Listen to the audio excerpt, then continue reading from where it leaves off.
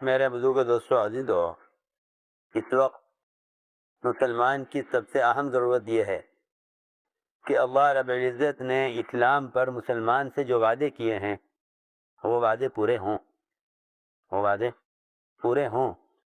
اور دوسری چیز جس کی سخت ضرورت ہے وہ یہ کہ مسلمان کو اپنے دین پر حالات میں استقامت ہو، اپنے دین پر حالات میں استقامت ہو۔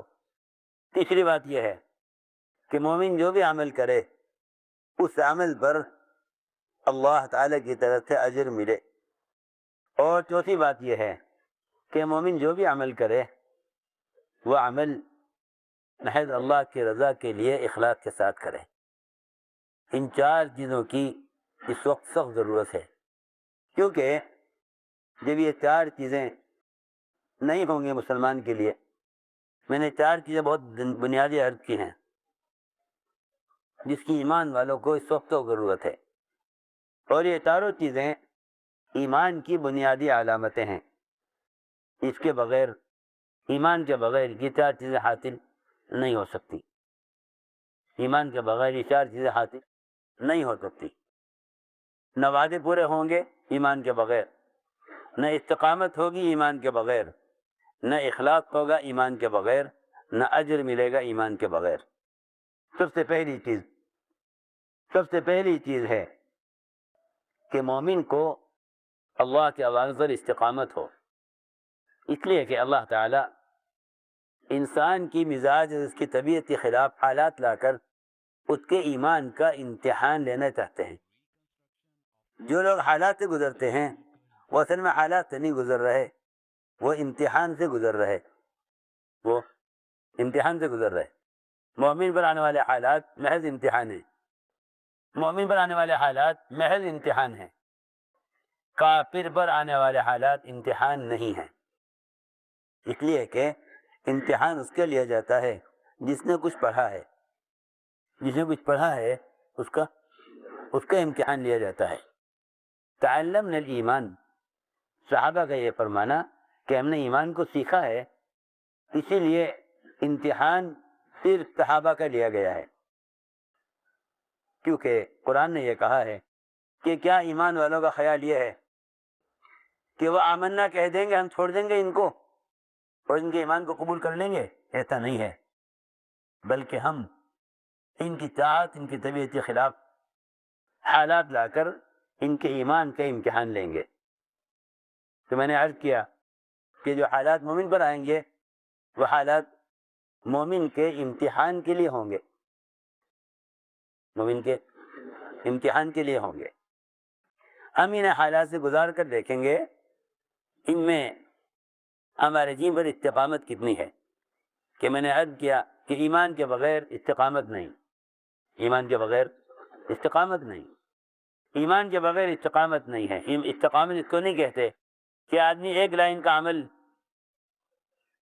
کے عمل کو تھام لے اور یہ کہا جائے ان کو استقامت ہے، نہیں، وہ اس آدمی کو استقامت حاصل ہی نہیں ہے جو احکام میں سے کسی ایک حکم کو لازم پکڑ لے اور ایک حکم کو چھوڑ دے، اس کی استقامت نہیں ہے۔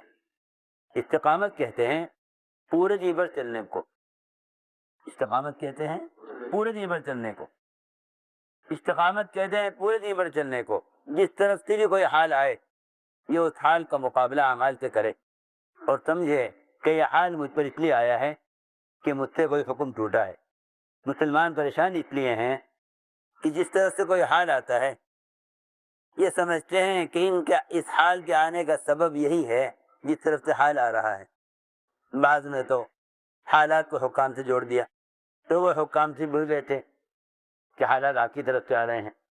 بعض سمجھتے ہیں کہ ہمارے اسلام اور دین میں حالات اولیاء کی طرف سے آ رہے ہیں، خود یار اولیاء کو متہم کرتے ہیں۔ بعض سمجھتے ہیں کہ ہماری بے دینی شیاطین کی وجہ سے ہے، وہ اپنی بے دینی کا الزام شیاطین پر لگا دیتے ہیں۔ بعض کہتے ہیں کہ نہیں بھائی یہ تو صرف نفس کی وجہ سے ہو رہا ہے، ہم نہیں کر رہے ہیں۔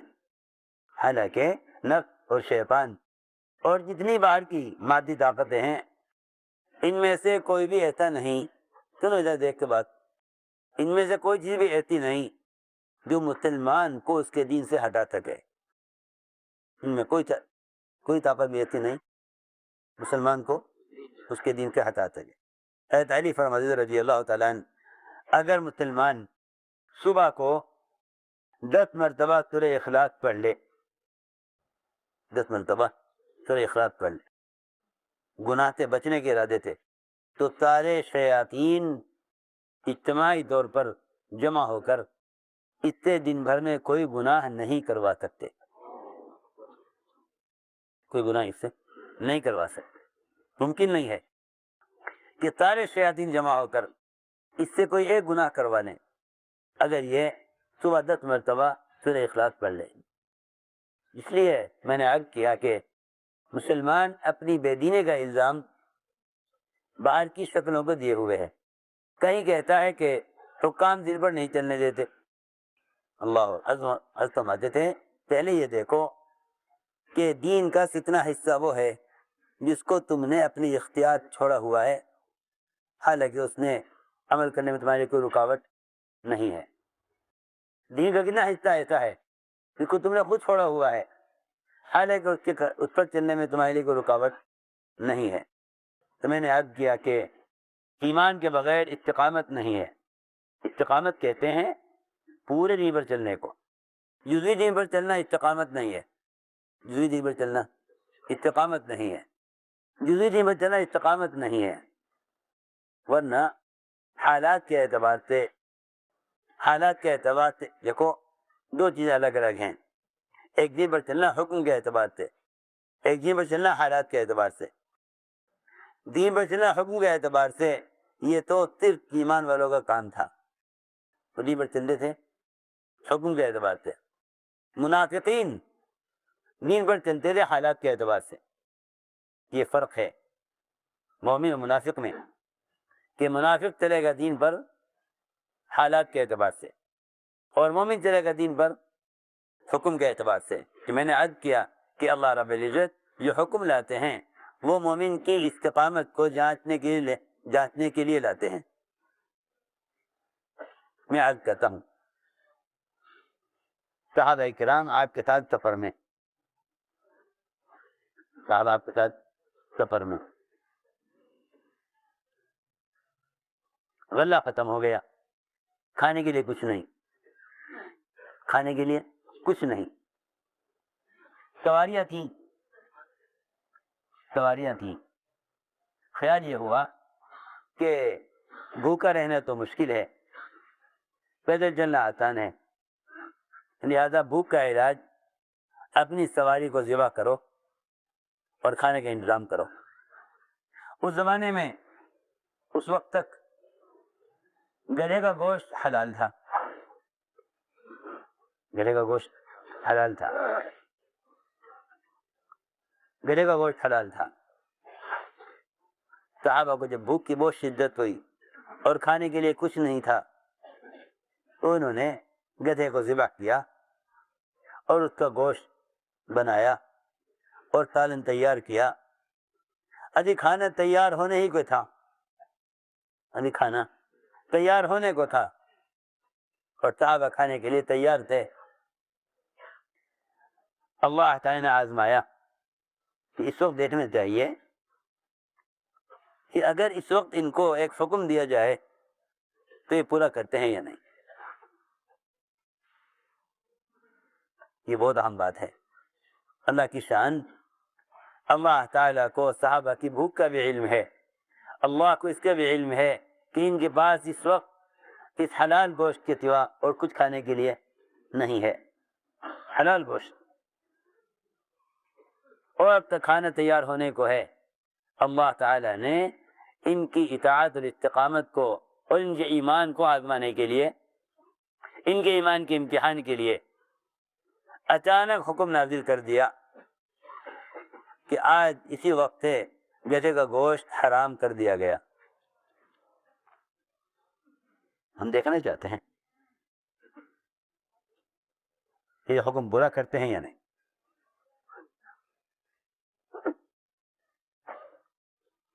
حضور اکرم صلی اللہ علیہ وسلم نے اپنے منادی سے کہا جاؤ اعلان کر دو صحابہ میں کہ اللہ نے اسی وقت گلے کے گوشت کو حرام کر دیا، حالانکہ اس کے علاوہ کھانے کے لیے کچھ نہیں ہے اور بھوک کی شدت ہے، حلال گوشت تیار ہو رہا ہے، حکم آیا اعلان کر دو صحابہ میں کہ اسی وقت آسمان سے حکم آ گیا ہے کہ گدھے کا گوشت حرام کر دیا گیا۔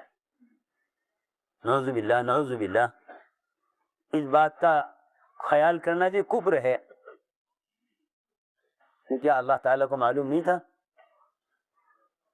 کہ اس کے علاوہ کچھ کھانے کو نہیں؟ جبکہ آپ جانتے ہیں کہ اگر کسی کی جان جا رہی ہو بھوک سے تو وہ جان بچانے کے لیے حرام کھانے کی گنجائش ہے، لیکن عجیب بات ہے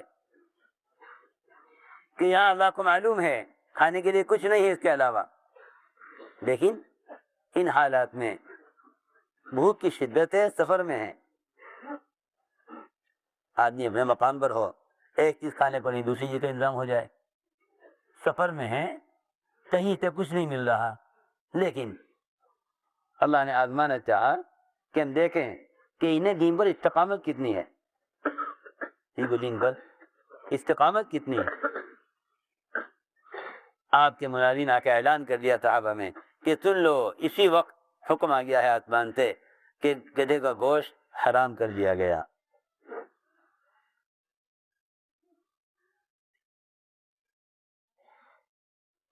صحابہ کرام نے ساری دیکھتیاں الٹ دی زمین پر، سب پھینک دیا، حکم آ گیا، کیا آ گیا؟ حکم آ گیا، ہم دیکھنا چاہتے ہیں۔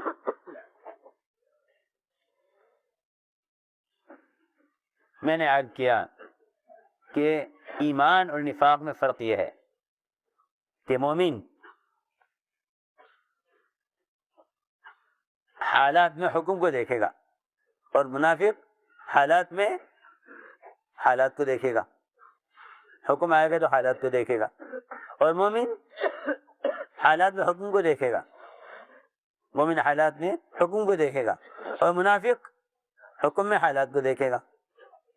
دیکھو حالات کیسے ہیں، اسی لیے اللہ تعالیٰ نے منافقین کی تعریف قرآن نے یہ کی ہے، ان کی پہچان یہ بتائی ہے کہ منافقین وہ ہیں کہ جو کفر اسلام کے درمیان بارڈر پر چلتے ہیں، اس پر بارڈر، جی ہاں ایک بارڈر ہوتا ہے،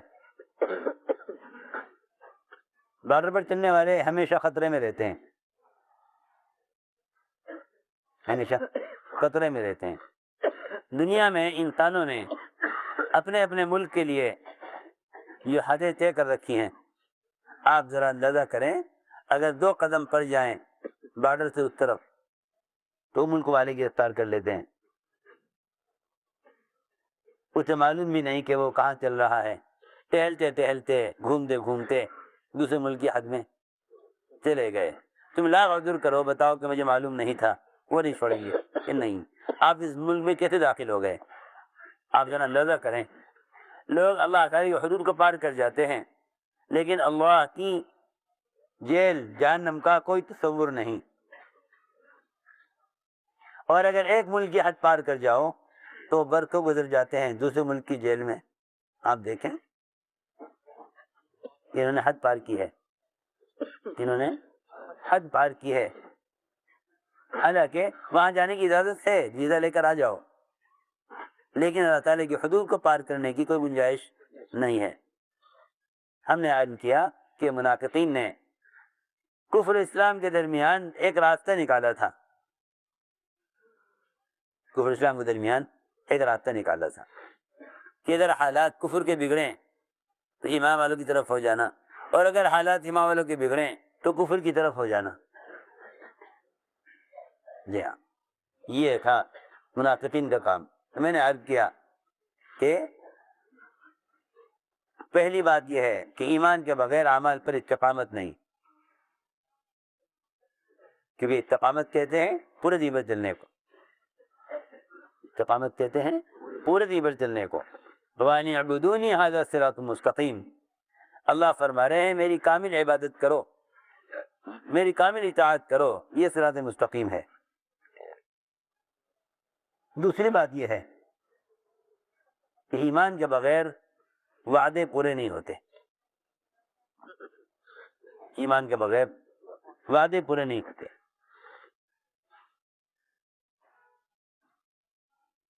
اور عجیب بات یہ ہے کہ اللہ تعالی ایمان والوں کو اور منافقین کو چھانٹنے کے لیے، اللہ تعالیٰ ایمان والوں کو منافقین کو چھانٹنے کے لیے اللہ تعالیٰ وعدے ایسے وقت میں کرتے ہیں جبکہ ان وعدوں کے پورا ہونے کی بظاہر کوئی شکل نہیں ہوتی۔ سنو غور سے بات، اللہ نے جب بھی وعدے کیے، وعدے برے حالات میں کیے۔ ایک صاحب آ کے پوچھنے لگے ہم سے کہ آج کل کے حالات میں ہمیں کیا کرنا چاہیے؟ ہم نے عرض کیا کہ آج کل کے حالات میں اپنے تعلیم کے حلقے کا وقت بڑھا دینا چاہیے۔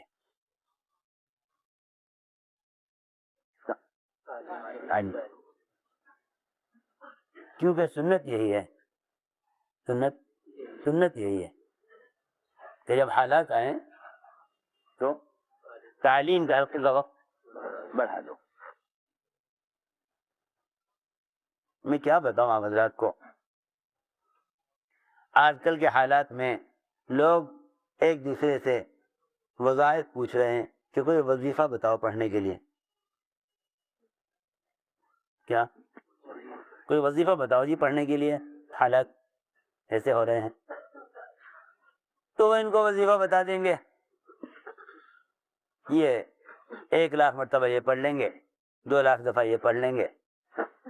حالانکہ میں آپ کے قسم کھا کر کہہ سکتا ہوں کہ جو حالات فرائض کے چھوڑنے سے آئیں گے وہ وظائف کے پڑھنے سے دور نہیں ہوں گے۔ جو حالات فرائض کے چھوڑنے سے آئیں گے وہ وظائف سے کبھی ٹھیک نہیں ہوں۔ جو حالات فرائض کے چھوڑنے سے آئیں گے وہ حالات وظائف سے درست نہیں ہوں گے۔ میں نے عرض کیا کہ تعلیم کے حلقے کا وقت بڑھا دو، تو وہ حیران ہو کر دیکھنے لگے، کہنے لگے کہ یہ جو اس وقت کے حالات ہیں مسلمانوں پر، ان حالات کا تبلیغ میں تعلیم کے حلقوں سے کیا تعلق ہے؟ ہماری بات توجہ جاتی ہے بہت، ان حالات کا تعلیم کے حلقوں سے کیا تعلق؟ ہم پوچھ رہے کوئی عمل بتاؤ جس سے اس وقت کے مسلمانوں پر آنے والے حالات کا علاج ہو، دفاع ہو، اور آپ کہہ رہے ہیں کہ تعلیم کے حلقے کا وقت بڑھا دو۔ غور کرو بات پر، جب بھی حالات آئے ایمان والوں پر، اللہ تعالی نے جو وعدے کیے مسلمانوں سے وہ برے حالات میں کیے، وہ برے حالات میں کیے۔ آپ تاریخ سیرت اٹھا کر دیکھیں، جتنے برے حالات اتنے بڑے وعدے، جتنے برے حالات اتنے بڑے بڑے وعدے، جتنے برے حالات اتنے بڑے وعدے۔ یہ نہیں جتنے برے حالات اتنے زیادہ اسباب بنانے کی کوشش کی گئی ہو، جتنے حالات برے ہوئے ہوں اتنے زیادہ مادی طاقت اور مادی قوت اور مادی اسباب جمع کیے گئے ہوں۔ میں عرض کرتا ہوں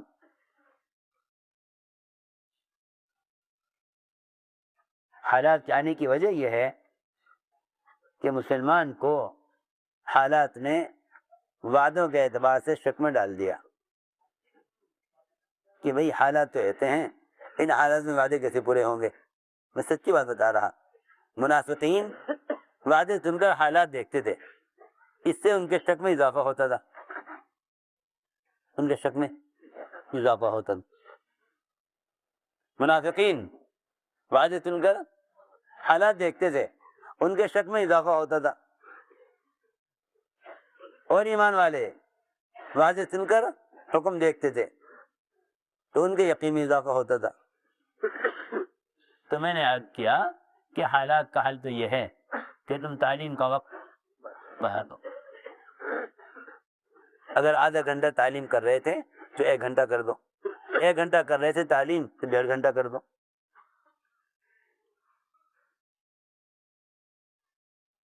کیونکہ حالات اس لیے آ رہے ہیں کہ لوگ اللہ تعالیٰ کے وعدوں کو اسباب میں تلاش کر رہے ہیں. فرماتے تھے جو اللہ کے وعدوں کو اسباب میں تلاش کریں گے وہ تلاش کرتے کرتے کرتے کرتے غیروں تک پہنچ جائیں گے. سنو میں کیا کہہ رہا, جو اسباب میں حل تلاش کریں گے نا حالات کا, وہ کہاں تک پہنچ جائیں گے؟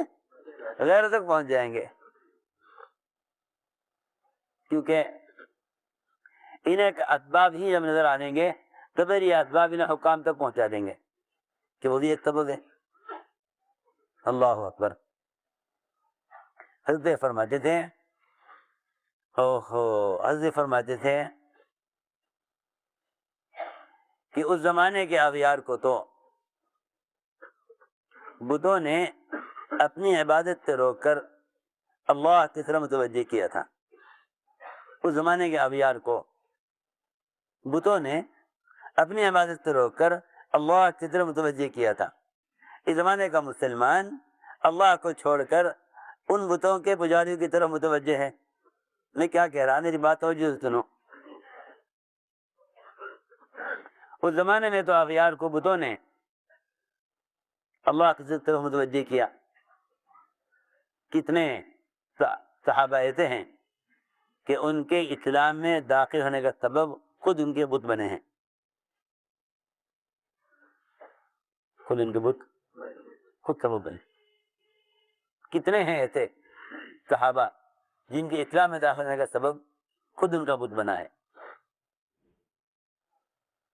کتنے ہیں ایسے واقعات جس میں بتوں نے خود اپنے عبادت کرنے والوں سے کہا کہ ہمارا زمانہ ختم ہو گیا, ہمارا زمانہ ختم ہو گیا.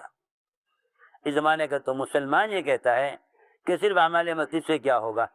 اس زمانے کا بت بھی یہ کہتا تھا کہ اب تو زمانہ مسجد والوں کا ہے, ہمارا زمانہ ختم ہو گیا. سوچو, غور کرو. اس زمانے میں بت کیا کہتے تھے؟ ہمارا زمانہ ختم ہو گیا, اب زمانہ ان کا ہے جو مسجدوں کا آباد کریں. یہ بت کہہ رہا کہ ہماری پوجا اور ہماری پرستش سے کام نہیں چلے گا, ہمارا زمانہ ختم ہو گیا.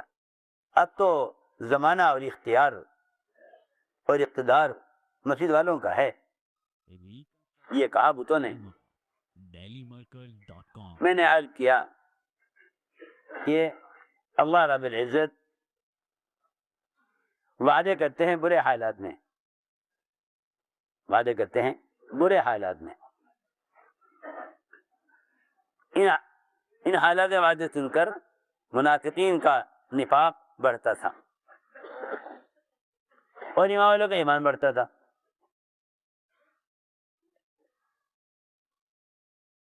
تعلیم کا حلقہ چل رہا تھا. ایک نئے صحابی خریم بن اوس اسی وقت ہجرت کر کے آئے اور حلقے میں پیچھے بیٹھے ہوئے تھے. حلقے میں پیچھے بیٹھے. آپ نے فرمایا تم حرا کا علاقہ فتح کرو گے اور تم وہاں فاتحانہ داخل ہوگے تو تمہیں ایک لڑکی شیما بنت بقیلہ سفید خچر پر سوار, کالی اوڑھنی اوڑھے ہوئے, زیورات سے لدی ہوئی, بہت مالدار شہزادی, وہ تمہیں ملے گی. یہ آپ نے تعلیم کے حلقے میں وعدہ فرمایا. آگے پرانے بیٹھے ہوئے تھے, پیچھے ایک نئے صحابی اسی وقت ہجرت کر کے آئے, اسلام میں ابھی داخل ہوئے. انہوں نے پیچھے سے کہا کھڑے ہو کر, یا رسول اللہ, جو لڑکی آپ بیان کر رہے ہیں یہ لڑکی آپ مجھے دے دیجئے, لڑکی آپ مجھے دے. فرمایا ہی ادا کا, یہ تمہاری ہو گئی, ہم نے تمہیں دے دی. یہ نہیں اگر اسے پھینک دو ہاتھ میں سے, اسے مت لے کے بیٹھو. یہی تو ہے جو تمہارے دلوں میں بات نہیں پہنچتی.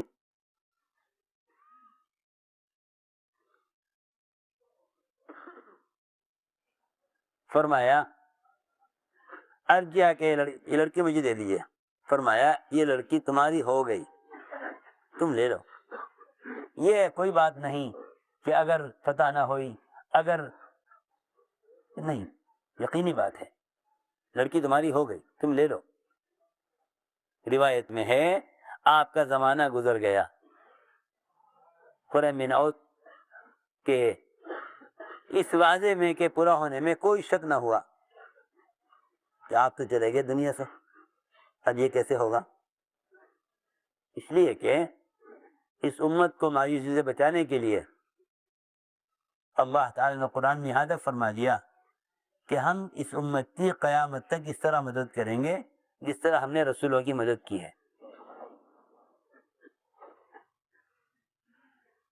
آج کل تو کوئی شیخ کوئی بزرگ دنیا چلے جاتے ہیں, ان کے پیچھے والے مایوس ہو جاتے ہیں کہ یہ وہ برکتیں کہاں, اب وہ مددیں کہاں ہوں گی. جی ہاں, سنو تو صحیح. اور اللہ یہ فرما رہے ہیں کہ ہم قیامت تک امام علیہ کی مدد اس طرح کریں گے جس طرح ہم نے مدد رسولوں کی ہے. میں نے عرض کیا کہ آپ دنیا سے چلے گئے, لیکن خریم بن عوف کی امید میں اور یقین میں کوئی کمی نہ آئی. وہ کہنے لگے کہ نہیں, یہ وعدہ پورا ہوگا. اس لیے کہ صحابہ کرام یہ فرماتے تھے کہ جو وعدے آپ نے ہم سے کیے ہیں ان وعدوں کے پورا ہوئے بغیر ہم دنیا سے نہیں جائیں گے.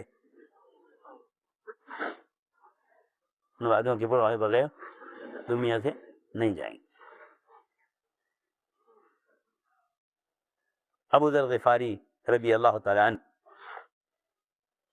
جب ان کی حالت ایسی ہو گئی کہ لوگ انتظار میں بیٹھے تھے کہ روح کب نکلے, ایسی حالت ہو گئی کہ لوگ انتظار میں بیٹھے تھے کہ روح کب نکلے. ان سے کہا لوگوں نے کہ ابو ذر تمہارا آخری وقت آ گیا ہے, تم دنیا سے جا رہے ہو. کس نے کہا میں دنیا سے جا رہا ہوں؟ میں دنیا سے نہیں جاؤں گا اس طرح. مجھے معلوم ہے کہ مجھے حضور اکرم صلی اللہ علیہ وسلم نے میرا مرنا کہاں مجھے بتلایا ہوا ہے, اور کون لوگ میرے جنازے میں شریک ہوں گے. مجھے معلوم ہے میں نہیں مروں گا. کہ نہیں, اب تمہارا وقت آخر ہے, اندر کچھ نہیں ہے. کہ نہیں, میں اس بیماری میں مروں گا نہیں, کیونکہ جو وعدہ مجھ سے کیا گیا ہے اس وعدے کے پورا ہوئے بغیر میں دنیا سے نہیں نکلوں گا.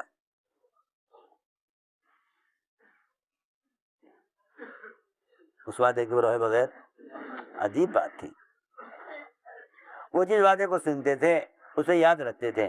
ہمارا حال یہ ہے, صبح کی تعلیم ظہر کی نماز میں یاد نہیں, ظہر کی تعلیم عصر کی نماز میں یاد نہیں.